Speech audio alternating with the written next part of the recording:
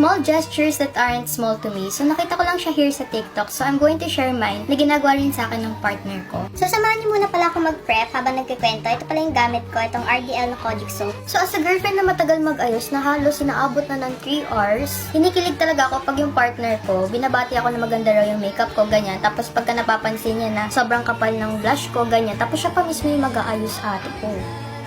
Pangalawa naman is pag siya yung nag-aayos ng tapakan sa motor, guys. Pagka nasa highway kami, nawakan niya yung binti ko para hindi matabig ng mga motor na dumadaan sa gilid, yung mga nasiksik. Hanggang sa highway, ate ko, secured ang safety nets.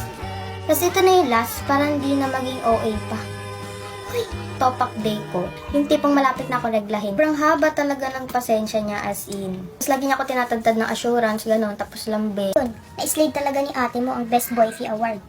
Uy, okay. So, I hope maging masaya kayo ngayong Valentine's Day. May jowa man kayo or wala. Hindi kayo nag-iisa. Andyan pa rin yung family or friends ninyo para mag-celebrate. Okay ba guys, ano yung small gestures that aren't small to you? So let me know in the comments. So ayun lang. Bye guys!